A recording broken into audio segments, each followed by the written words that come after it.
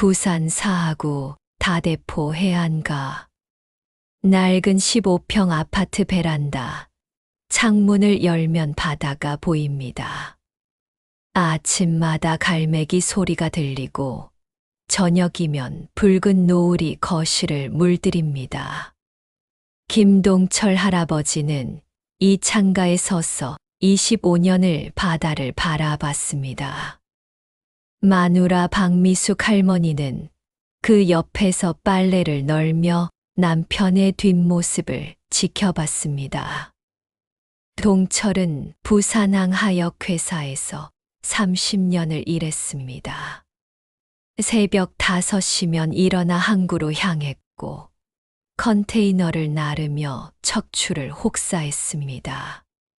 손은 굳은 살 투성이었고 허리는 조금씩 굽어갔습니다. 하지만 불평하지 않았습니다.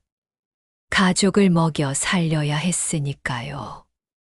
퇴직금과 적금으로 모은 예금 5천만 원. 그리고 2억에 샀던 이 아파트는 지금 시세 4억까지 올랐습니다. 노후 자금으로는 넉넉했습니다. 미숙은 아파트 단지 입구에서 슈퍼를 운영했습니다. 30년간 같은 자리에서 과자와 음료수를 팔았습니다. 새벽 6시에 문을 열고 밤 11시에 닫았습니다. 손님들은 대부분 단골이었습니다. 사장님, 우유 하나요. 할머니, 라면 2개 주세요. 미숙은 모두의 얼굴을 기억했습니다. 아이들이 자라는 모습을 지켜봤고 그들이 어른이 되는 걸 봤습니다. 두 사람에게는 자녀가 둘 있습니다. 자녀 미나 37세는 대구에서 교사 남편과 쌍둥이를 키우며 살고 있습니다. 경제적으로 넉넉하지는 않지만 행복합니다. 장남 태현 40세는 서울 송파구에 삽니다. 대기업 과장으로 일하다가 최근 창업을 준비 중입니다. 며느리 수진 38세는 온라인 쇼핑몰을 운영합니다. 두 사람은 신축 아파트 35평에서 아들 현우 13와 함께 살고 있습니다. 4월 어느 토요일 오전 태현에게서 전화가 왔습니다. 아버지, 이번 주말에 서울 한번 올라오세요. 중요한 얘기가 있어요. 목소리가 들떠 있었습니다. 동철은 수화기를 내려놓고 아내를 봤습니다. 태현이가 올라오래요. 중요한 얘기가 있다는데. 미숙은 설거지하던 손을 멈췄습니다. 뭔가 불안했습니다. 하지만 말하지 않았습니다. 그 주 일요일 두 사람은 KTX를 탔습니다. 부산역에서 서울역까지 2시간 반. 동철은 창밖 풍경을 보며 생각했습니다. 아들이 무슨 얘기를 하려는 걸까? 미숙은 옆자리에서 김밥을 꺼냈습니다. 전날 밤 직접 만든 것입니다. 당신 드세요. 점심때까지 배고프면 안 되잖아요. 송파구 신축 아파트 입구. 경비원이 공손하게 인사했습니다. 엘리베이터는 깨끗했고 복도는 넓었습니다. 태현의 집 현관문은 묵직했습니다. 초인종을 누르자 며느리 수진이 문을 열었습니다. 아버님, 어머님, 오셨어요? 어서 들어오세요. 환한 미소였습니다. 거실로 들어서자 대리석 바닥이 눈부셨습니다. 70인치 TV, 이탈리아제 가죽 소파, 한쪽 벽을 가득 채운 와인셀러. 미숙은 입구에서 신발을 벗으며 주변을 둘러봤습니다. 부산 집 2채 값은 될 것 같았습니다. 태현이 소파에서 일어났습니다. 아버지, 어머니, 여기 앉으세요. 제가 보여드릴 게 있어요. 그는 태블릿을 꺼냈습니다. 화면에 화려한 프레젠테이션이 펼쳐졌습니다. 스마트팜. 첨단 기술로 재배하는 고급 채소와 과일 사진들. 그래프와 수치들이 빠르게 넘어갔습니다. 이게 제가 준비 중인 사업입니다. 정부 지원금도 나오고요. 대형 유통업체에서 납품 계약 문의가 왔어요.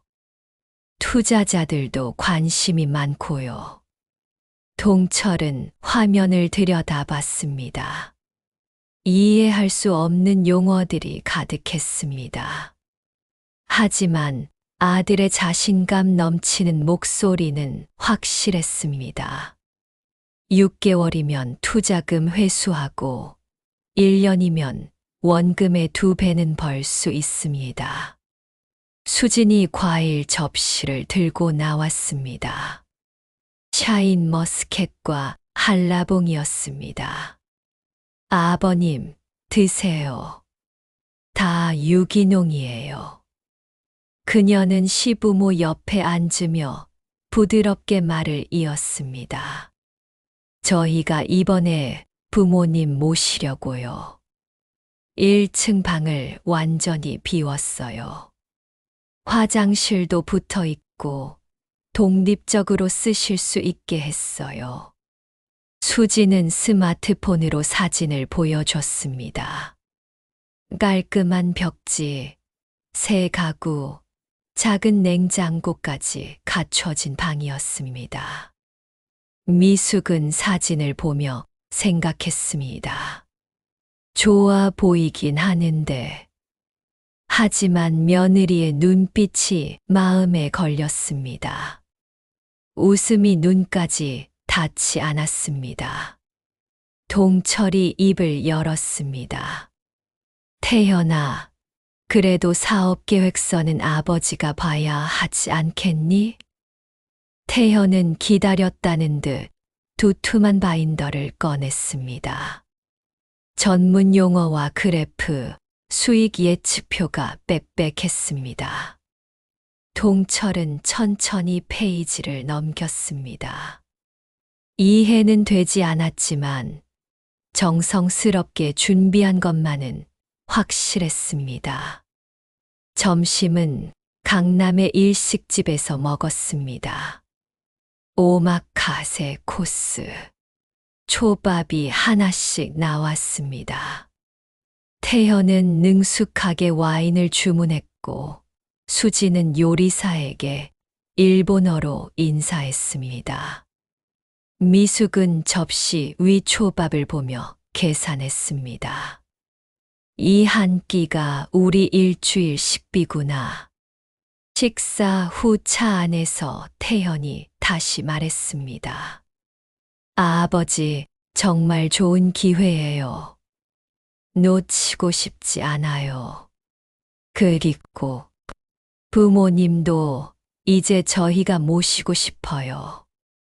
동철은 창밖을 봤습니다. 강남대로의 높은 빌딩들이 지나갔습니다. 부산 다대포와는 다른 세계였습니다. 부산으로 돌아오는 KTX 안. 미숙이 조심스럽게 물었습니다. 당신 정말 괜찮을 것 같아요? 동철은 한참을 침묵했습니다. 그리고 천천히 대답했습니다. 태현이가 얼마나 준비를 많이 했는지 봤잖소. 사업 계획서도 두껍고, 그리고 우릴 모시겠다잖소. 하지만 우리 집 팔면 돌아갈 데가 없어요. 여보, 장남이 부모 모시는 게 당연한 거 아니겠소. 미나는 대구에서 애들 키우느라 힘들고. 태현이를 믿어봅시다. 미숙은 더 이상 말하지 않았습니다. 남편이 결심한 것 같았습니다. 한 달간 동철은 고민했습니다. 새벽마다 다대포, 해변을 걸었습니다. 바람이 차갑게 뺨을 스쳤습니다. 파도 소리가 크게 들렸습니다. 25년을 산 집, 슈퍼, 단골 할머니들, 경로당 친구들, 모두 떠나야 했습니다. 하지만 장남이었습니다. 아들의 미래였습니다. 그리고 함께 살 수 있다는 약속이었습니다. 5월 말, 동철은 부동산 중개업소를 찾았습니다. 중년 남자가 아파트를 둘러보더니 말했습니다. 시세대로 4억 5천 드릴 수 있습니다. 계약서에 도장을 찍는 동철의 손이 떨렸습니다. 미숙은 옆에서 그 모습을 지켜봤습니다. 눈물이 났지만 참았습니다. 이사 전날 밤, 동철은 베란다 창가에 섰습니다. 어둠 속에서 파도 소리만 들렸습니다. 25년간 매일 본 풍경이었습니다. 미숙이 뒤에서 남편의 어깨에 손을 얹었습니다. 당신, 우리 잘하는 거 맞죠? 동철은 대답하지 않았습니다. 확신할 수 없었기 때문입니다. 하지만 이미 결정했습니다. 돌이킬 수 없었습니다. 다음 날 아침 이삿짐 차가 왔습니다. 슈퍼 단골 할머니들이 떡과 과일을 들고 찾아왔습니다. 사장님, 서울 가서도 건강하세요. 할머니도 건강하세요. 고마웠습니다. 차가 출발했습니다. 미숙은 뒤를 돌아봤습니다. 아파트가 점점 작아졌습니다. 바다가 보이지 않게 됐습니다. 동철은 앞만 봤습니다. 서울로 가는 길, 아들이 있는 곳, 새로운 시작이라고 믿고 싶었습니다. 하지만 가슴 한구석이 무거웠습니다. 미숙의 불안한 눈빛이 떠올랐습니다. 며느리의 차가운 미소가 기억났습니다. 괜찮을까? 정말 괜찮을까? 차는 계속 북쪽으로 향했습니다. 두 사람은 말없이 창밖을 봤습니다. 부산을 떠나고 있었습니다. 평생을 살던 곳을, 돌아갈 집을, 서울 송파구 1층 6평 남짓한 방입니다. 사진에서 본 것보다 훨씬 좁습니다. 작은 거실이라던 공간은 침대 하나 놓으면 꽉 찹니다.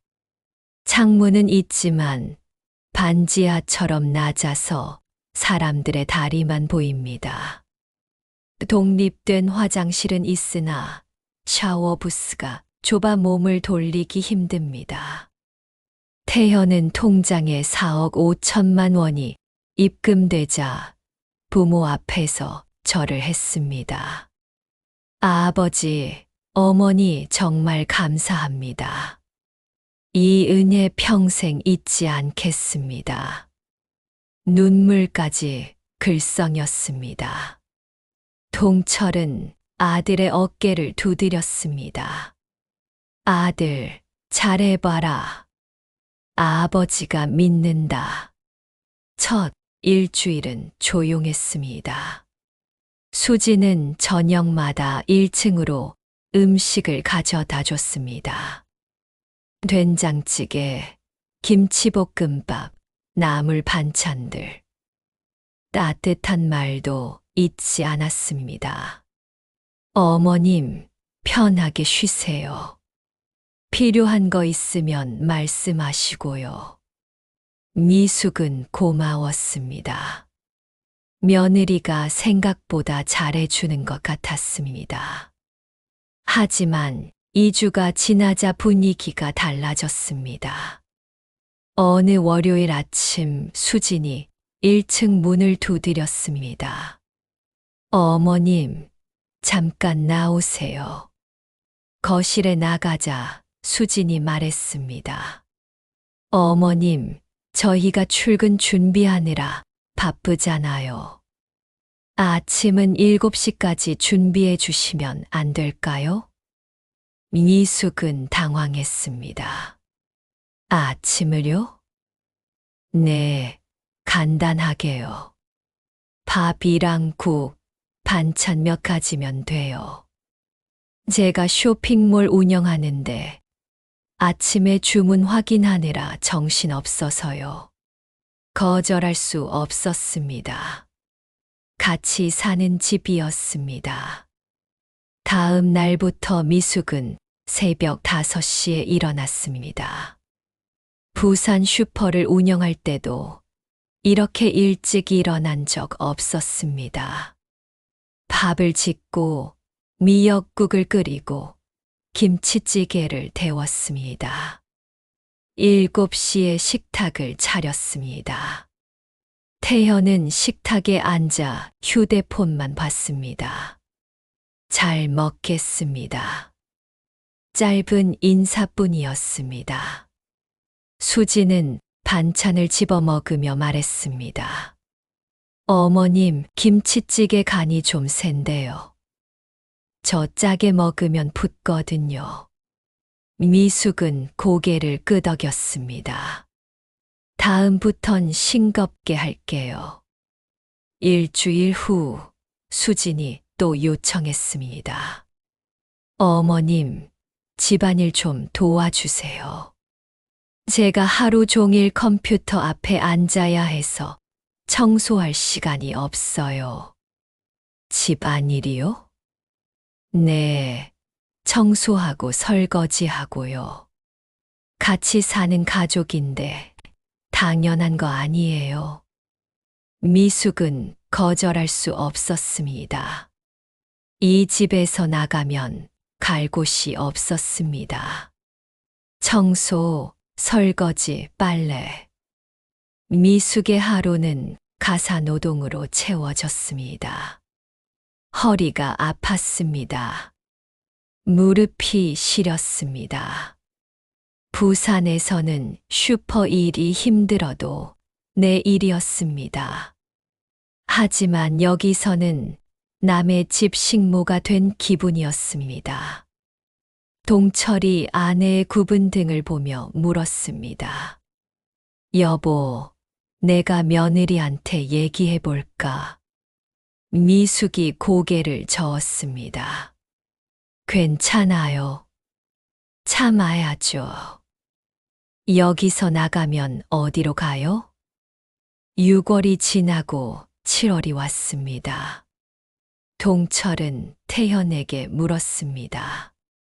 아들, 스마트팜 준비는 어떻게 되어가노? 태현은 소파에 누워 TV를 보다가 짜증 섞인 목소리로 답했습니다. 아버지, 사업이 하루 이틀에 되는 줄 아세요? 지금 정부 인허가 기다리는 중이에요. 그래도 진행 상황을 알고 싶어서. 아버지, 제발 좀 그만하세요. 제 일에 간섭하지 마세요. 동철은 더 이상 묻지 않았습니다. 하지만 마음은 불편했습니다. 그 주말, 동철은 지하 주차장에서 놀라운 광경을 목격했습니다. 태현이 새 차에서 내리고 있었습니다. 제네시스 GV80점 검은색 신차였습니다. 태현아, 차는 언제 샀노? 태현이 퉁명스럽게 답했습니다. 리스예요. 사업하는 사람이 차라도 좋아야 투자자들이 신뢰하죠. 리스도 돈이 들잖니. 아버지, 이것도 다 투자예요. 이해 못하시면 그냥 넘어가세요. 동철은 석연치 않았습니다. 사업이 어렵다면서 7천만 원짜리 차를 리스로 타다니. 하지만 아들 말을 의심하고 싶지 않았습니다. 7월 말, 수진의 태도는 더욱 노골적이었습니다. 시어머니, 방에서 김치 냄새 나는데요. 창문 좀 열어놓으세요. 시아버지, TV 소리 좀 줄여주세요. 우리 자는 시간인데 시끄러워요. 존댓말은 유지했지만 목소리는 차가웠습니다. 미숙은 매번 죄송해요 라고 답했습니다. 동철은 아무 말도 하지 못했습니다. 8월 어느 일요일 결정타가 왔습니다. 수진의 친정 부모가 방문했습니다. 강남의 빌딩을 가진 부자였습니다. 수진은 현관에서부터 환하게 웃으며 인사했습니다. 어머니, 아버지, 오셨어요? 그들을 2층 거실로 안내했습니다. 에어컨을 틀고 과일을 깎고 커피를 내렸습니다. 저녁은 일식 배달이었습니다. 오마카세 세트 40만 원어치였습니다. 2층에서는 웃음소리가 들렸습니다. 와인잔 부딛는 소리도 났습니다. 1층에서 동철과 미숙은 컵라면을 끓여 먹었습니다. 초대받지 못했습니다. 아니, 존재조차 잊힌 것 같았습니다. 미숙이 라면을 먹다 말고 눈물을 흘렸습니다. 당신, 우리 부산 가요. 제발. 동철은 젓가락을 놓고 아내의 손을 잡았습니다. 여보, 조금만 더 참읍시다. 아직 6개월도 안 됐소. 언제까지요? 이렇게 살 수는 없어요. 태현이가, 우리 아들이 변했을 리 없소. 하지만 동철 자신도 확신이 없었습니다. 밤마다 천장을 보며 생각했습니다. 내가 잘못 판단한 건가? 미숙이 말을 들을 걸.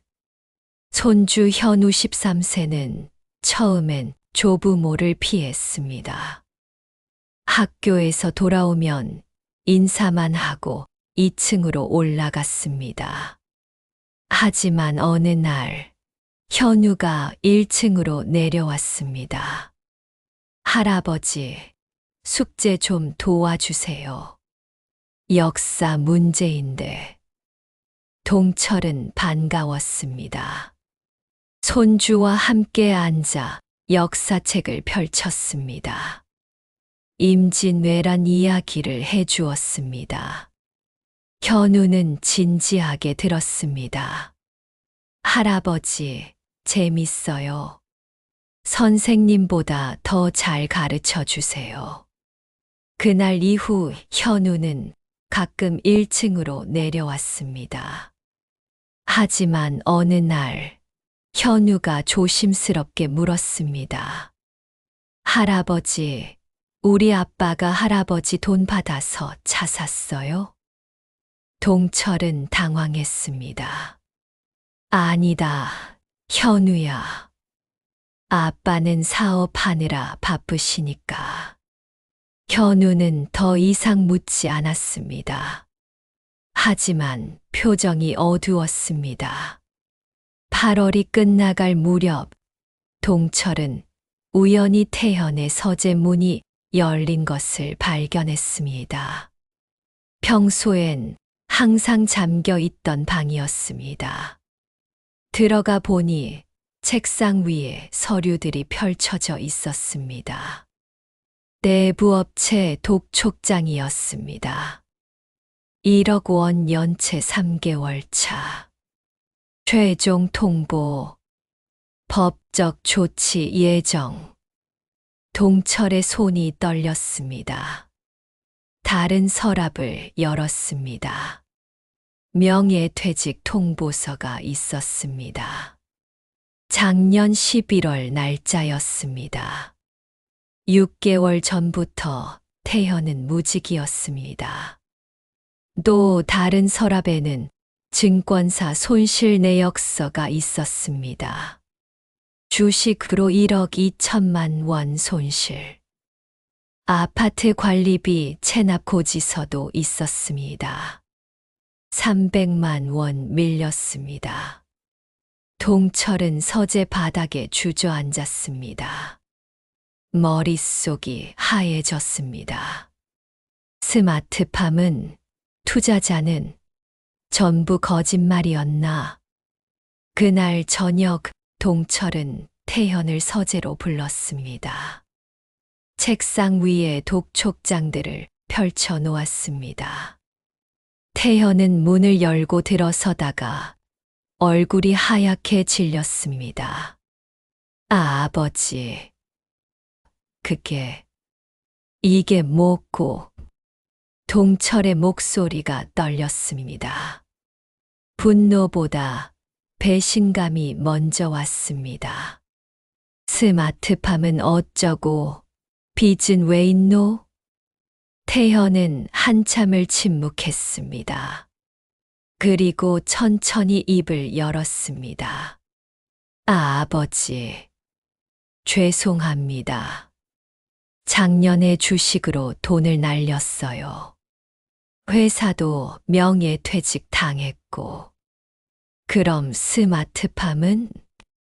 거짓말이에요. 처음부터 사업 같은 거 없었어요. 동철은 귀를 의심했습니다. 평생 정직하게 살아온 사람이었습니다. 아들에게 속았습니다. 그럼 우리 돈은 어디 갔노? 문이 벌컥 열렸습니다. 수진이었습니다. 시아버지, 목소리 좀 낮추세요. 그녀는 팔짱을 끼고 차갑게 말했습니다. 빚 갚고, 차 샀고, 제 사업에 썼어요. 어차피 나중에 우리 재산 될 건데 미리 쓴 거죠. 미숙이 문가에 서서 듣고 있다가 흐느꼈습니다. 우리 집 팔아서 너 줬잖니? 약속했잖니? 수진이 한숨을 쉬었습니다. 시부모님 모시는 것도 쉬운 일 아니거든요. 저희가 집도 내줬잖아요. 그날 밤 노부부는 한숨도 자지 못했습니다. 미숙이 울며 말했습니다. 당신, 내가 뭘 했어요? 조심하라고 했잖아요. 동철은 대답할 수 없었습니다. 자신이 바보였습니다. 다음 날 태현이 1층으로 내려왔습니다. 아버지, 어머니, 제 선배가 경기도 안산에 원룸 하나 비었는데요. 거기로 가시면 어떨까요? 월세는 저희가 드릴게요. 동철은 믿을 수 없다는 표정으로 아들을 봤습니다. 야, 니 지금 우릴 쫓아내는 기가. 태현은 눈을 피했습니다. 쫓아내는 게 아니라 더 편하실 것 같아서요. 일주일 후 노부부는 짐을 쌌습니다. 4개월 만에 또 떠나야 했습니다. 25년 부산 생활을 버리고 서울에 왔는데 이제 서울에서도 쫓겨났습니다. 태현은 이사 날 얼굴도 비추지 않았습니다. 수진만 나와서 지켜봤습니다. 잘 가세요. 연락드릴게요. 그 말이 마지막이었습니다. 경기도 안산시 원곡동 다문화 거리 뒷골목 낡은 빌라입니다. 10월 초 노부부는 반지하 방으로 이사했습니다. 5평. 부산 아파트의 3분의 1도 안 되는 크기입니다.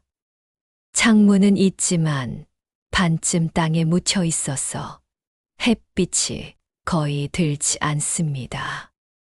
창밖으로는 사람들의 발만 보입니다. 벽지는 누렇게 변색되었습니다. 곰팡이 냄새가 코를 찔렀습니다. 화장실 샤워기를 틀면 변기에 물이 튀었습니다. 부엌이라 부를 수 있는 공간은 싱크대 하나가 전부였습니다. 보일러는 낡아서 물이 미지근하게만 나왔습니다. 태현은 이사 당일 짐만 부려주고 떠났습니다. 아버지, 바빠서요. 먼저 가볼게요. 악수도 포옹도 없었습니다. 며칠 후 통장에 40만 원이 입금됐습니다. 첫 달 월세였습니다. 그 후로 태현에게서 연락은 없었습니다. 전화를 걸어도 받지 않았습니다. 문자도 읽음 표시만 뜰 뿐 답장은 없었습니다. 동철은 무너졌습니다. 침대에 누워 천장만 바라봤습니다. 밥을 먹지 않았습니다. 물도 거의 마시지 않았습니다. 미숙이 죽을 끓여왔지만 고개를 돌렸습니다. 당신 조금이라도 먹어야죠. 배가 안 고파요. 그래도 그냥 내버려 두세요. 일주일이 지나자 동철의 뺨은 푹 꺼졌습니다. 눈은 초점을 잃었습니다. 하루 종일 누워만 있었습니다. 화장실 가는 것조차 힘들어 했습니다. 내가 뭘 잘못했나? 동철은 중얼거렸습니다. 평생 성실하게 살았는데, 자식한테 모든 걸 줬는데, 미숙은 남편 옆에 앉아 함께 울었습니다. 둘 다 68세, 66세입니다. 이 나이에 모든 것을 잃었습니다. 돌아갈 집도 의지할 사람도 없었습니다. 10월 중순 차녀 미나가 대구에서 올라왔습니다. 남편과 쌍둥이 딸 둘을 데리고 왔습니다. 반지하 계단을 내려와 문을 연 미나는 방 안을 보자마자 얼굴이 굳었습니다. 아빠, 엄마, 여기가 어디예요? 부모의 수척한 모습을 본 미나는 그 자리에서 울음을 터뜨렸습니다. 오빠가 이럴 줄 알았으면. 미나는 무릎을 꿇고 부모 앞에서 울었습니다. 8살 쌍둥이들도 할머니, 할아버지의 모습에 놀라 울기 시작했습니다. 미나의 남편이 조용히 말했습니다. 장인어른, 장모님, 저희랑 같이 사시는 건 어떠세요? 동철이 고개를 저었습니다. 미나야, 너희도 힘든데 우리까지 짐이 될 순 없다. 아빠, 무슨 말씀이세요? 짐이 아니라 가족이잖아요. 하지만 동철은 완강했습니다. 딸에게까지 폐를 끼칠 순 없었습니다. 미나 집도 대출이 있고 쌍둥이 학원비도 만만치 않다는 걸 알았습니다. 미나는 그날 반찬을 만들어주고 방을 청소했습니다. 떠나기 전 20만 원을 남겼습니다. 엄마, 제가 매달 이것밖에 못 드려서 죄송해요.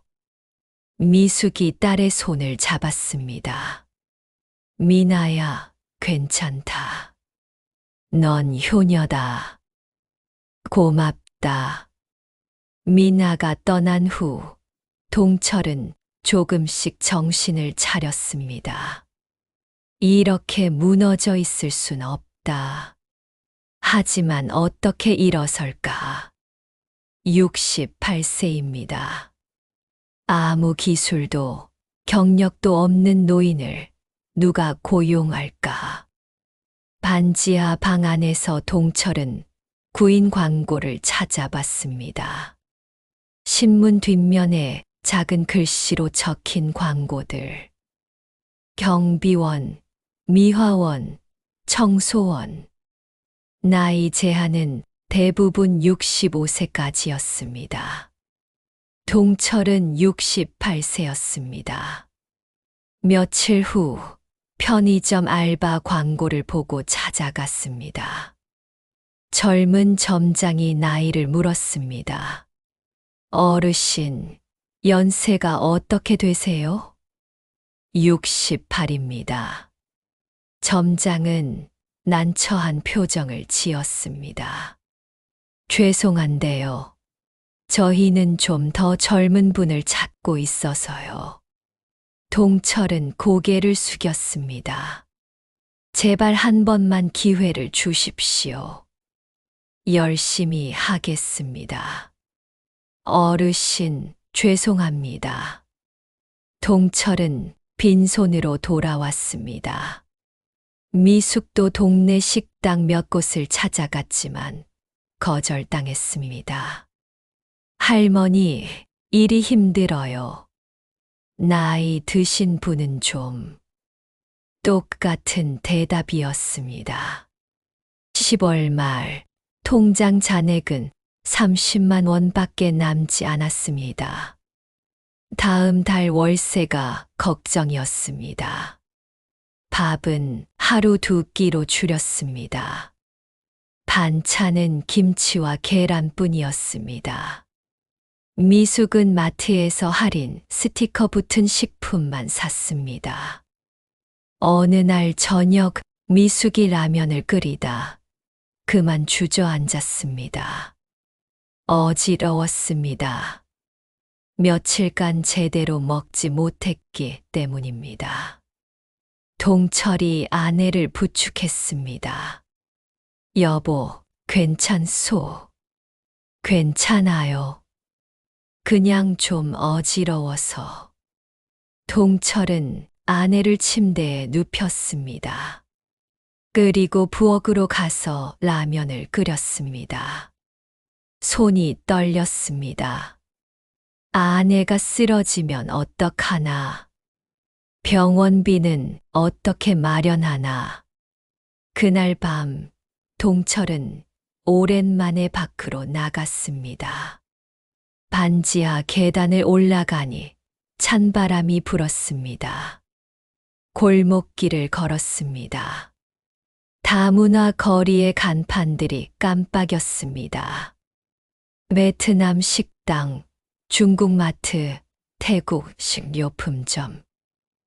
동철은 담배를 피우지 않지만 그날은 편의점에서 담배 한 갑을 샀습니다. 골목 구석에 앉아 한 대를 피웠습니다. 기침이 났지만 계속 피웠습니다. 연기가 허공으로 올라갔습니다. 이렇게 끝나는 건가? 평생 성실하게 살았는데 이게 끝인가? 그때 누군가 다가왔습니다. 70대 초반으로 보이는 남자였습니다. 경비 유니폼을 입고 있었습니다. 형님, 담배 한 대 나눠 피워도 될까요? 동철은 담배를 건넸습니다. 두 사람은 말없이 담배를 피웠습니다. 한참 후 그 남자가 말했습니다. 형님, 옆집 사는 박철수라고 합니다. 아까 계단에서 뵀는데 힘들어 보이시더라고요. 동철은 대답하지 않았습니다. 박철수가 계속 말했습니다. 저도 5년 전에 형님 같았어요. 사업 망하고 집 날리고 아들한테 버림받고. 동철이 그를 쳐다봤습니다. 그래서 어떻게 하셨습니까? 이랬죠. 뭐든 경비도 하고 택배도 나르고 청소도 했어요. 지금은 아파트 경비로 정착했고요. 박철수는 담배를 끄며 말했습니다. 형님, 혹시 일 찾으세요? 동철이 천천히 고개를 끄덕였습니다. 제가 일하는 아파트에서 미화원 구한다는데요. 하루 4시간, 월 120만 원이에요. 새벽 6시부터 10시까지 화단 관리하고 쓰레기 분리수거 돕고. 힘들긴 한데 형님 나이면 할 수 있어요. 미화원. 동철은 망설였습니다. 평생 부산항에서 하역 노동을 했지만 그래도 기술직이었습니다. 미화원은 달랐습니다. 하지만 선택의 여지가 없었습니다. 고맙습니다. 한번 해보겠습니다. 다음 날, 동철은 박철수를 따라 아파트 관리사무소로 갔습니다. 소장이 나이를 보고 망설였습니다. 어르신, 일이 생각보다 힘든데요. 동철이 허리를 깊이 숙였습니다. 해보겠습니다. 제발 기회를 주십시오. 소장은 한숨을 쉬었습니다. 한 달만 해보시죠. 힘드시면 그만두셔도 돼요. 동철은 고개를 들었습니다. 눈에 다시 생기가 돌았습니다. 감사합니다. 열심히 하겠습니다. 미숙도 일을 찾았습니다. 동네 김밥집 전단지를 봤습니다. 주방 보조 구함. 전화를 걸었습니다. 주인 아주머니는 60대 후반이었습니다. 할머니, 경력 있으세요? 부산에서 슈퍼를 30년 했습니다. 그럼 됐어요. 하루 5시간, 월 80만 원 드릴게요. 11월부터 노부부는 다시 일을 시작했습니다. 동철은 새벽 5시 30분에 일어나 아파트로 향했습니다. 낙엽을 쓸고 화단을 정리하고 쓰레기를 분류했습니다. 허리가 아팠습니다. 무릎이 시렸습니다. 하지만 참았습니다. 미숙은 오전 11시부터 오후 4시까지 일했습니다. 김밥을 썰고 설거지를 하고 재료를 손질했습니다. 손가락이 시렸습니다. 발이 퉁퉁 부었습니다. 하지만 참았습니다. 한 달 후 통장에 200만 원이 입금됐습니다. 많지 않았지만 스스로 번 돈이었습니다. 동철은 통장을 보며 처음으로 작은 미소를 지었습니다. 여보, 우리 그래도 살아갈 수 있소. 미숙이 고개를 끄덕였습니다. 당신, 우리 이제 괜찮을 거예요. 그날 저녁 두 사람은 편의점에서 도시락을 샀습니다. 반지하 방에 앉아 함께 먹었습니다. 맛있지는 않았지만 스스로 번 돈으로 산 음식이었습니다. 누구에게도 손 벌리지 않았습니다. 동철은 젓가락을 놓으며 말했습니다. 여보, 내일부터 돈 좀 모읍시다. 이 반지하에서 벗어나야겠소. 미숙이 남편의 손을 잡았습니다. 그래요. 우리 조금씩 모아서 더 나은 곳으로 가요. 밖에서는 여전히 찬바람이 불었습니다. 반지하 창문 밖으로 사람들의 발이 지나갔습니다. 하지만 방 안은 조금 따뜻했습니다. 절망 속에서 작은 희망을 찾았기 때문입니다. 동철은 그날 밤 오랜만에 깊이 잠들었습니다. 내일 새벽 다시 일어나야 했습니다. 낙엽을 쓸고 쓰레기를 치우고 화단을 가꿔야 했습니다. 68세 미화원의 하루가 또 시작될 것입니다. 하지만 이제 두렵지 않았습니다. 일할 수 있다는 것, 스스로 벌 수 있다는 것, 그것만으로도 충분했습니다. 다음 해 2월, 동철과 미숙은 3개월간 모은 돈으로 이사했습니다. 안산 중앙동 고시원, 월세 30만 원, 반지하보다 10만 원 더 비쌌지만 3층이라 햇빛이 들었습니다. 방은 여전히 좁았습니다. 3평. 하지만 창문 밖으로 하늘이 보였습니다. 그것만으로도 숨통이 트이는 기분이었습니다. 공용 화장실과 공용 부엌을 써야 했습니다. 하지만 사람들은 대부분 젊은 노동자들이라 친절했습니다. 베트남에서 온 청년은 가끔 음식을 나눠줬습니다. 할아버지, 이거 제가 만든 쌀국수예요. 중국에서 온 아저씨는 중고 선풍기를 줬습니다. 할머니, 여름 되면 더울 거예요. 이거 쓰세요. 동철과 미숙은 새벽 5시 30분이면 일어났습니다. 함께 아침을 먹고 동철은 아파트로, 미숙은 김밥집으로 향했습니다.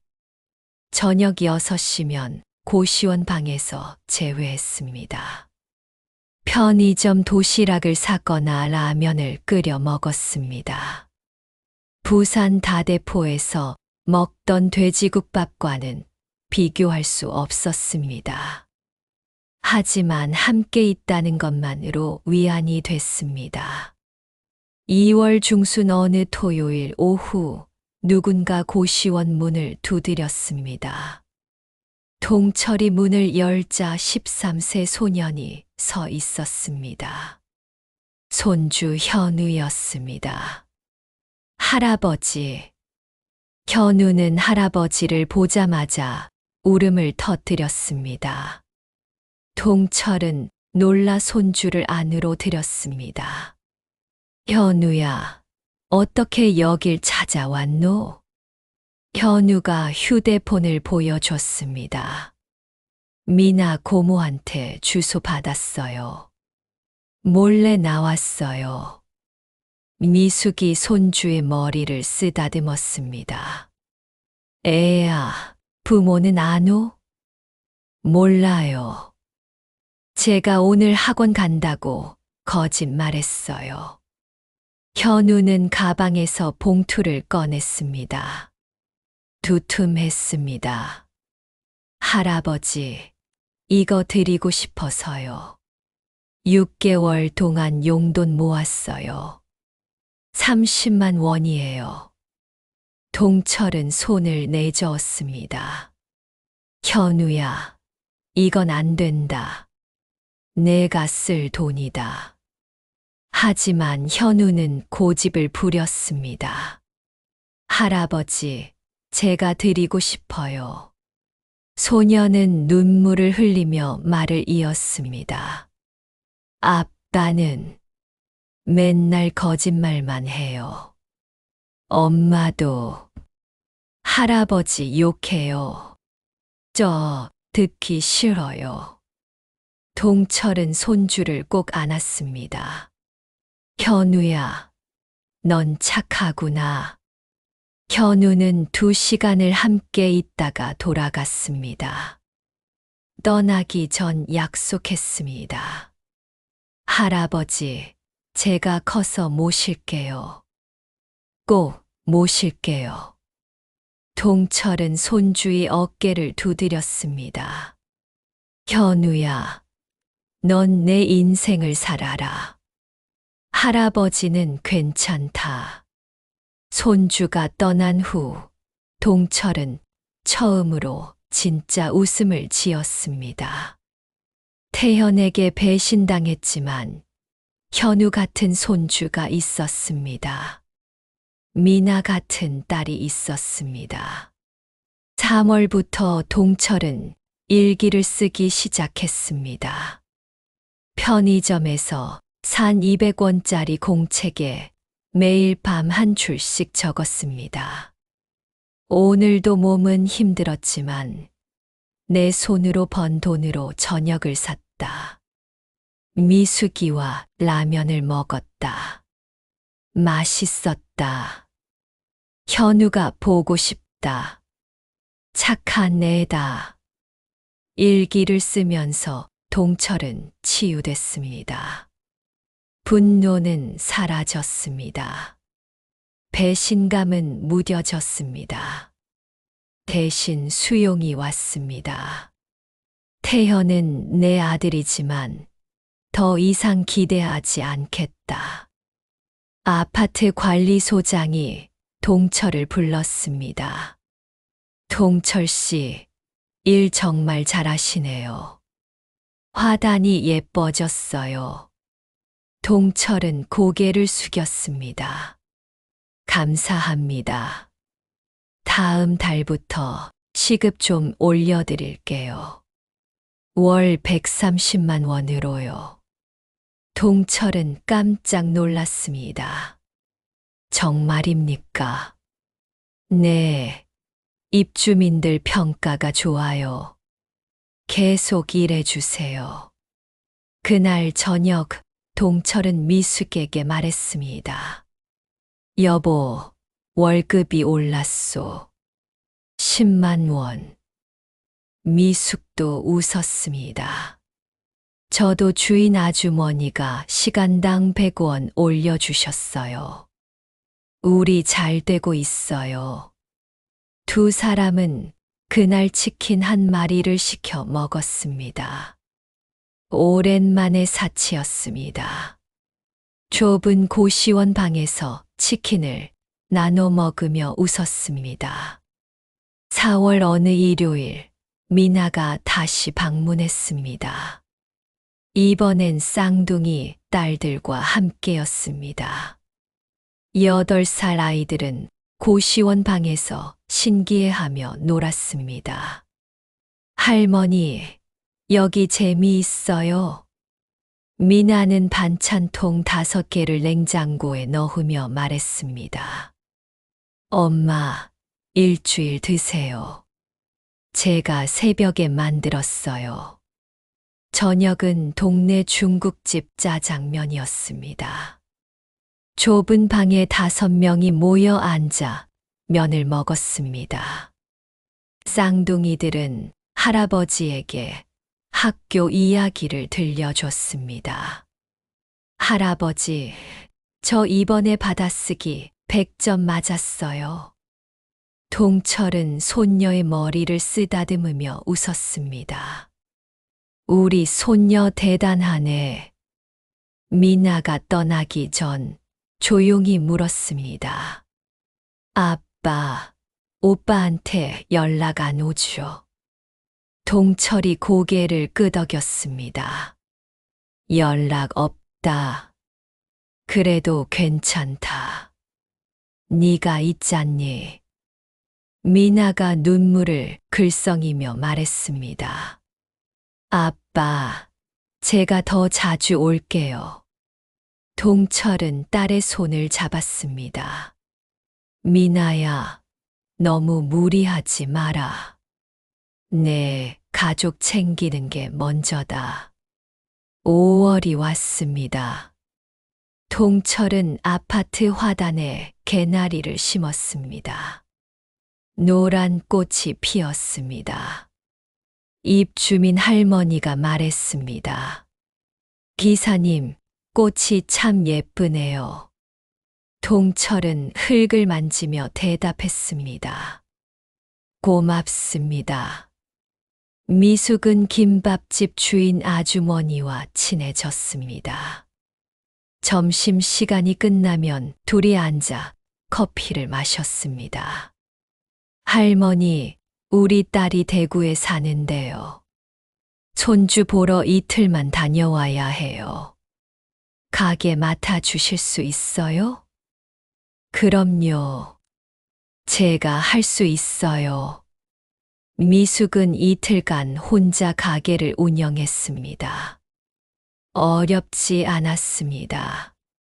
부산에서 30년간 슈퍼를 운영했으니까요. 주인 아주머니가 돌아와서 말했습니다. 할머니, 정말 고마워요. 매출도 더 올랐네요.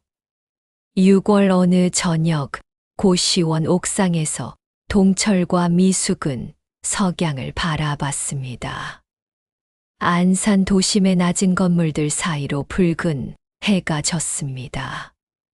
다대포 바다의 노을과는 달랐습니다. 하지만 나름대로 아름다웠습니다. 당신 후회하지 않소? 미숙이 물었습니다. 동철이 잠시 생각하다 대답했습니다. 후회하지. 태연이를 믿은 건 후회해. 하지만 여보, 우리 그래도 살아있잖소. 맞아요. 우리 살아있어요. 일할 수 있고, 미나 보고, 현우 보고. 그거면 됐소. 미숙이 남편의 손을 잡았습니다. 당신, 우리 이제 괜찮을 거예요. 동철이 고개를 끄덕였습니다. 두 사람은 석양을 바라보며 조용히 앉아 있었습니다. 태현에게서는 여전히 연락이 없었습니다. 4억 5천만 원은 돌아오지 않았습니다. 하지만 동철은 더 이상 기다리지 않았습니다. 아들에게 배신당했지만 딸과 손주에게 사랑받았습니다. 집은 잃었지만 존엄은 지켰습니다. 가난했지만 스스로 벌어서 살았습니다. 7월 어느 날 동철은 일기장에 썼습니다. 일 시작한 지 8개월. 나는 68세 미화원이다. 부끄럽지 않다. 내 손으로 벌어서 먹고 산다. 이게 내 자존심이다. 그날 밤 동철은 미숙 옆에 누워 깊이 잠들었습니다. 악몽도 없었습니다. 새벽 5시 30분 알람이 울렸을 때 그는 평온한 얼굴로 일어났습니다. 또 하루가 시작되었습니다. 힘들지만 의미 있는 하루가, 배신당했지만 무너지지 않은 하루가, 가난하지만 존엄한 하루가. 동철은 창문을 열었습니다. 아침 공기가 차가웠습니다. 하지만 상쾌했습니다. 멀리 하늘이 밝아오고 있었습니다. 여보, 일어나세요. 우리 출근해야죠. 미숙이 눈을 떴습니다. 남편을 보며 미소 지었습니다. 네, 당신. 오늘도 좋은 하루 되세요. 두 사람은 함께 고시원을 나섰습니다. 각자의 일터로 향했습니다. 68세와 66세.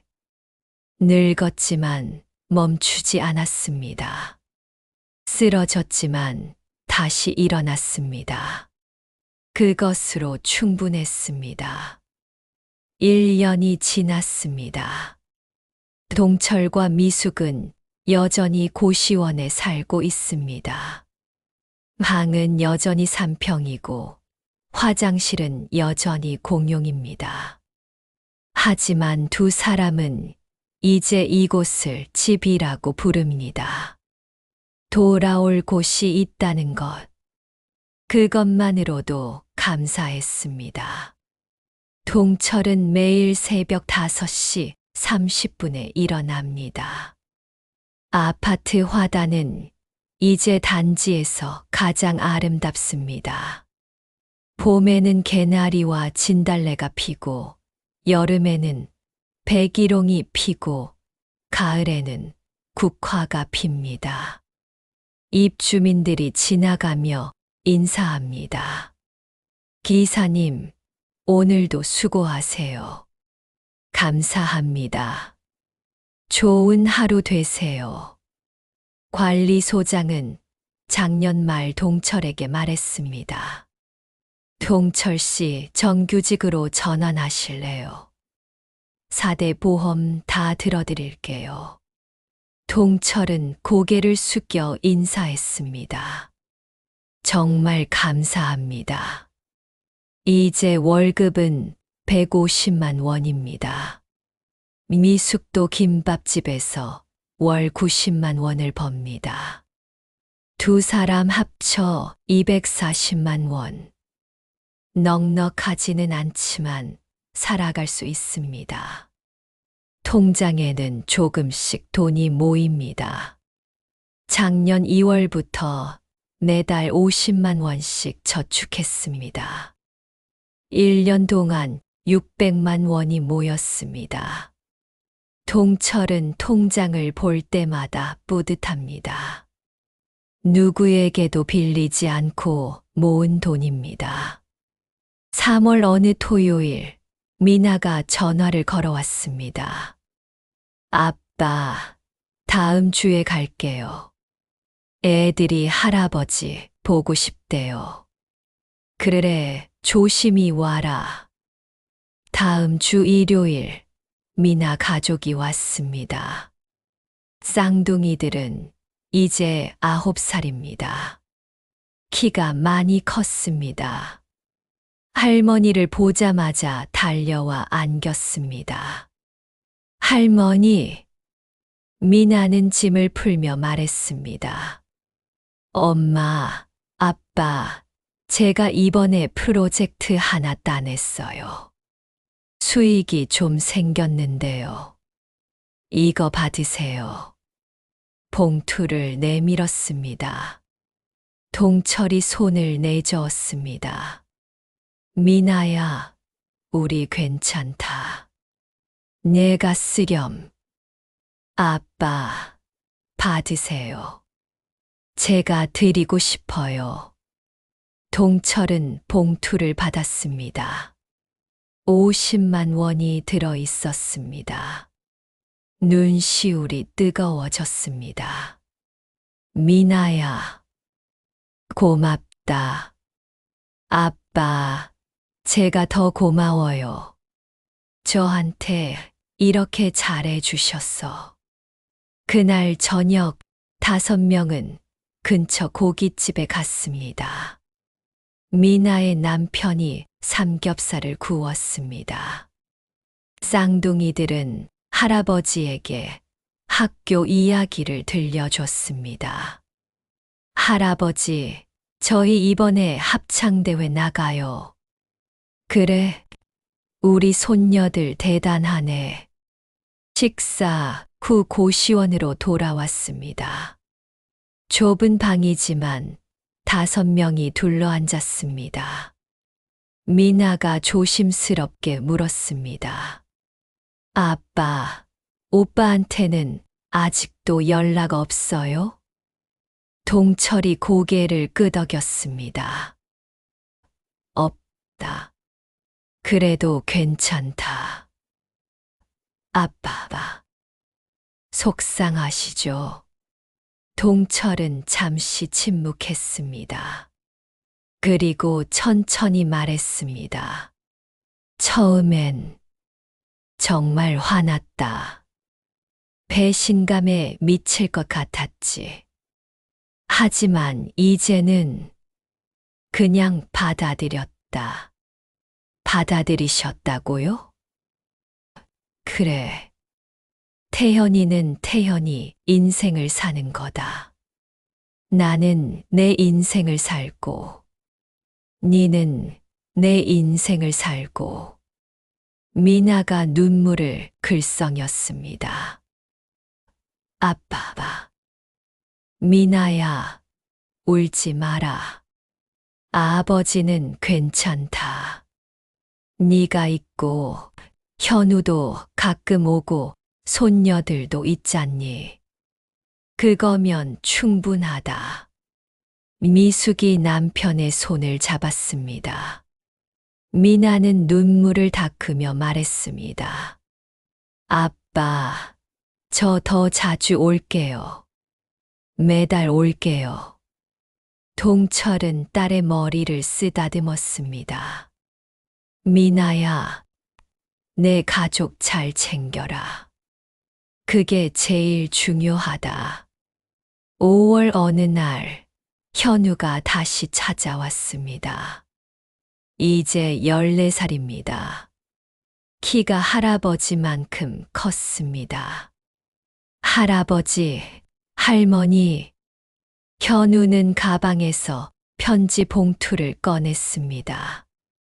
할아버지, 이거 읽어보세요. 동철은 편지를 펼쳤습니다. 빽빽한 글씨로 쓰여 있었습니다. 할아버지, 할머니께. 저는 할아버지를 정말 존경합니다. 68살에도 매일 새벽 일어나서 일하시는 모습이 정말 멋있어요. 할머니도요. 저도 할아버지처럼 강한 사람이 되고 싶어요. 제가 커서 꼭 모실게요. 약속합니다. 사랑합니다. 현우 올림. 동철은 편지를 읽다 말고 눈물을 닦았습니다. 미숙도 울었습니다. 현우가 말했습니다. 할아버지, 울지 마세요. 저 정말 열심히 공부해서 좋은 사람 될게요. 동철은 손주를 꼭 안았습니다. 현우야, 고맙다. 정말 고맙다. 6월. 동철은 아파트 화단에 장미를 심었습니다. 붉은 장미, 노란 장미, 분홍 장미. 관리소장이 말했습니다. 동철 씨, 화단이 정말 예술이네요. 입주민들이 다 좋아해요. 동철은 땀을 닦으며 웃었습니다. 감사합니다. 제가 좋아서 하는 일입니다. 좋아서 한다니, 그게 최고죠. 동철은 장미를 보며 생각했습니다. 부산 다대포 바다도 좋았지만, 여기 꽃을 가꾸는 것도 나쁘지 않네. 7월 어느 저녁, 동철은 일기장 마지막 페이지를 넘겼습니다. 일기장이 다 찼습니다. 1년 반 동안 매일 한 줄씩 적었습니다. 마지막 페이지에 썼습니다. 오늘로 일기장이 끝났다. 새 일기장을 사야겠다. 앞으로도 계속 쓸 것이다. 내 인생은 아직 끝나지 않았으니까. 편의점에 가서 새 일기장을 샀습니다. 첫 페이지에 썼습니다. 나는 김동철, 69세, 아파트 미화원, 부끄럽지 않다. 당당하다. 살아있다. 8월 중순 통장 잔액이 700만 원을 넘었습니다. 동철은 미숙에게 말했습니다. 여보, 우리 1천만 원 모으면 작은 원룸이라도 전세 알아봅시다. 미숙이 놀랐습니다. 정말요? 우리가 다시 집을 가질 수 있을까요? 그럼요. 천천히 가면 됩니다. 우리 아직 젊소. 두 사람은 웃었습니다. 69세와 67세. 젊다고 할 순 없지만 마음만은 젊었습니다. 9월 어느 일요일 고시원 옥상에서 동철과 미숙은 커피를 마셨습니다. 편의점에서 산 캔커피였습니다. 하늘은 높고 맑았습니다. 당신 행복하세요? 미숙이 물었습니다. 동철이 한참을 생각하다 대답했습니다. 행복. 그래, 행복하오. 4억 5천은 날렸지만 여보 당신이 옆에 있고 미나가 있고 현우가 있고 일할 수 있고 밥 먹을 수 있고 그거면 충분하오. 미숙이 눈물을 글썽이며 말했습니다. 당신 고생 많았어요.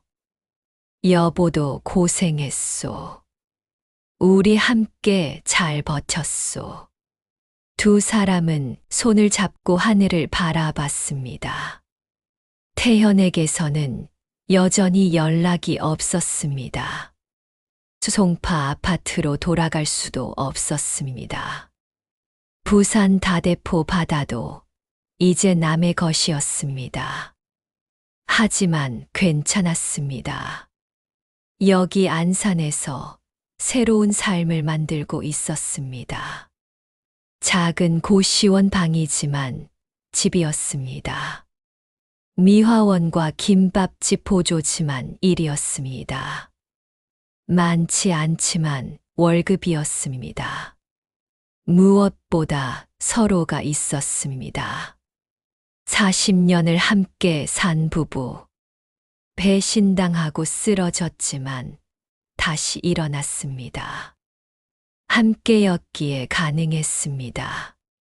동철은 커피를 마시며 말했습니다.